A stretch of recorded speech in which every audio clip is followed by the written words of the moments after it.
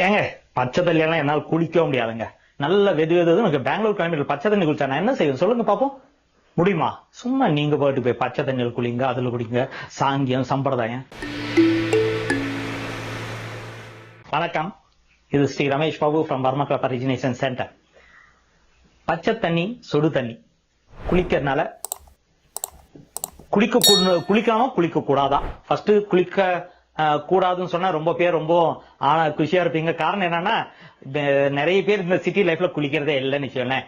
ஒரு ஸ்ப்ரே போட்டு எப்படியாவது வேலைக்கு போயிட்டு வந்து நைட்டு குளிக்கலான்ட்டு நைட்டும் ஃபுல் பிஸி ஆயிட்டு பார்ட்டி கீட்டி ஃப்ரெண்ட்ஸ் எல்லாம் முடிச்சுட்டு திருப்பி வந்து படுத்து திருப்பி காலையில எங்க குளிக்கிறதுக்கு டைம்? குளிக்கிறதுன்றதே ஒரு ஷார்டஸ்ட் டைம்ல அந்த பாத்ரூம்குள்ள போய் மறுபடியும் ஓடி வரதான் குளிக்கிறது. இல்ல அங்க கூட உட்காந்துட்டு ட்ரீம் பண்றது. இது ரெண்டு தான் குளிக்கிறதுன்னு சொல்லக்கூடியது. இதுல பச்சை தண்ணியில ஊத்தினா சுடு தண்ணி ஊத்தினா எவ்வளவு வெது வெதுன்னு ஊத்தினா ஒண்ணுமே தெரியாது.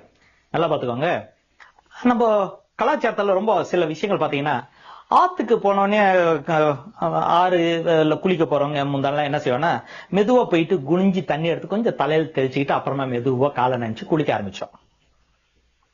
சுடு தண்ணின்றது அப்ப பார்க்க மாட்டீங்க. பார்த்தா அவங்க வீட்டுக்குள்ள குளிப்பாங்க. ஆத்துல எங்க சுடு தண்ணி கிடைக்கும்? கிடைக்காது. ஓகேவா? ஃபைன். இப்போ சுடு தண்ணியில குளிக்கலாமா பச்சை தண்ணியில குளிக்கலாமா? நான் சொல்லுவேன் ரெண்டுலுமே குளிக்க கூடாதுங்க. வீட்டுல இருக்கிற வைக்கும். ஆத்துல போனா குளிக்கலாம், வீட்டுல குளிக்க கூடாது. ரெண்டுலுமே என்ன செய்யணும்னா, டேங்க்ல இருந்து வர தண்ணி பச்சை தண்ணி எப்படி சொல்லுவீங்க? அது ஒரு particular cement paste temperature. Is not a natural temperature. ஆத்துல running water is different, lake water is different. Well water கிணத்து தண்ணி ஒரு மாதிரி இருக்கும், ஆத்து தண்ணி ஒரு மாதிரி இருக்கும், ஓட்டத்துல ஒரு மாதிரி இருக்கும், நிக்கிறதுல ஒரு மாதிரி இருக்கும். ஆனா இது டேங்க்ல இருந்து வர்றது எப்படி இருக்கும்? அந்த டெம்பரேச்சர் குளிர்ச்சி தேவையற்றதா இருக்கும். அதனால என்ன செய்யணும், ஃபர்ஸ்ட் நீங்க ஒரு பக்கெட்டை வச்சு ஃபுல்லா நிரப்பிட்டு ஒரு 15-20 நிமிஷம் அது ரூம் டெம்பரேச்சர் கொண்டோம். அந்த வெப்பம் தப்ப சுத்தி இருக்கக்கூடிய சூட்டுக்கு தகுந்த மாதிரியான அந்த டெம்பரேச்சருக்கு வந்ததுக்கு அப்புறமா அதுல நீங்க குளிக்கலாம்.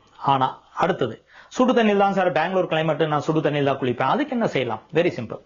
இல்ல சார் கொஞ்சம் வெதுன்னு குளிப்போம், குளிங்க.